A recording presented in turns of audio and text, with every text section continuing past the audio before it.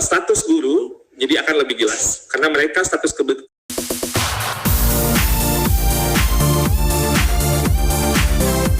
IAK ini adalah tenaga profesional yang didesain untuk meningkatkan kualitas layanan publik tersebut sehingga bisa menciptakan budaya baru yang berbasis kompetensi di kalangan birokrasi.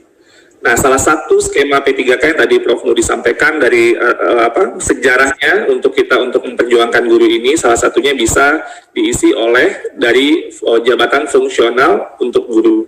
Ini sesuai dengan Peraturan Presiden 38 2020 bahwa Kementerian Keuangan sudah sepakat untuk mengalokasikan anggaran gaji P3K ke kas daerah melalui dana transfer umum.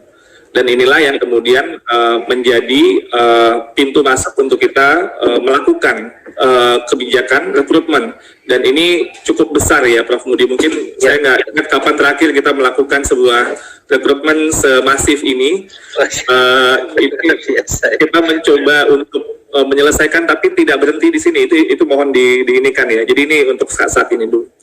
Nah, status guru jadi akan lebih jelas karena mereka status kepegawaiannya bukan oleh status dari sekolah lagi, tapi menjadi bagian dari pegawai di pemerintah dalam hal ini melalui pejabat pembina kepegawaian yang ada di daerah.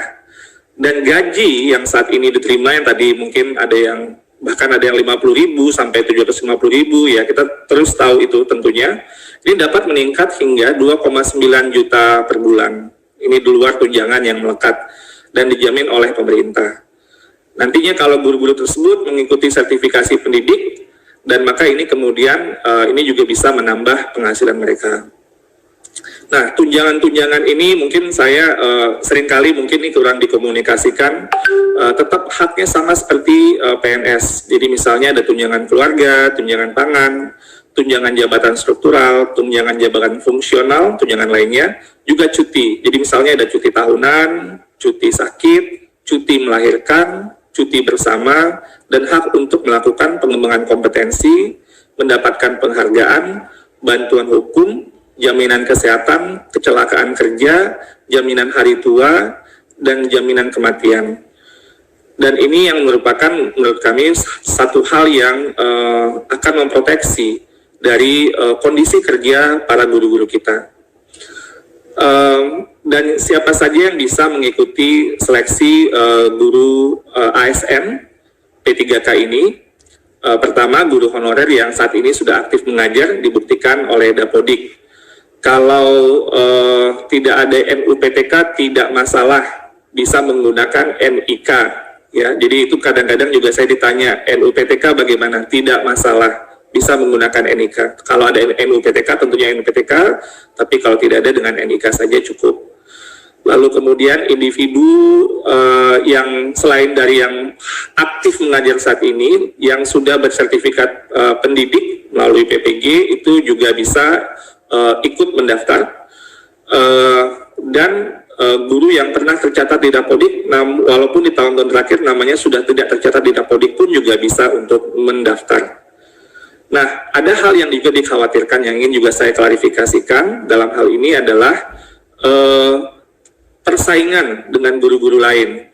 Perlu saya sampaikan di sini, kami ingin sekali lagi memperjuangkan guru-guru yang saat ini telah mengajar di posisinya itu akan bersaing dengan dirinya sendiri. Jadi cukup dengan dirinya sendiri mencapai kompetensi yang minimal saja. Jadi ini bukan yang paling hebat gitu, minimal saja.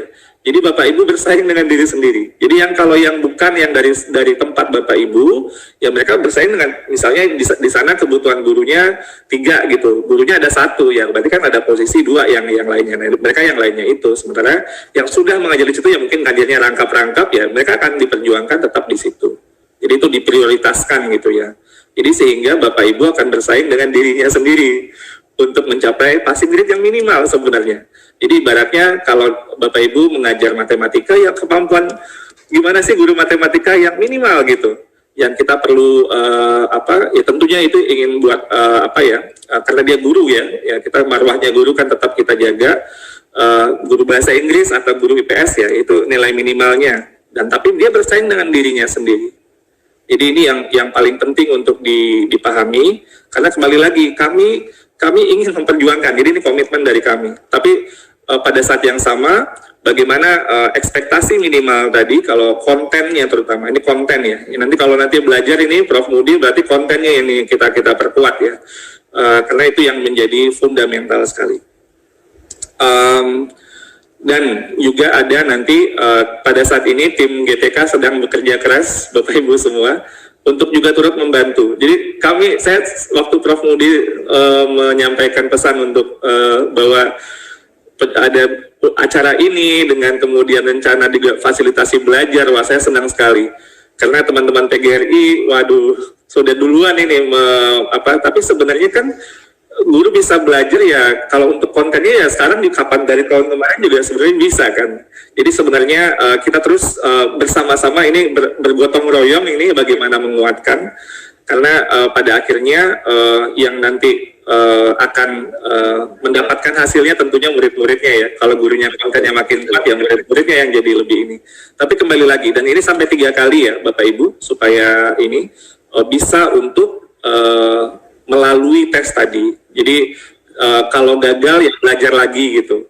Kalau gagal sekali lagi masih belajar lagi. Jadi bantuan-bantuan ini akan terus kita upayakan, dan terima kasih sekali lagi untuk PGRI, terutama PGRI Provinsi Jawa Tengah yang sudah berinisiatif untuk terus menguatkan ekosistem belajar ini. Karena pada akhirnya transformasi pendidikan kita tidak menyelesaikan masalah hanya untuk saat ini, tapi kita melihat untuk investasi masa depan, bahwa ekosistem yang kita lihat untuk bisa maju sistem pendidikan ya budaya belajar ini. Budaya belajar ini adalah hal yang penting yang harus terus kita kuatkan.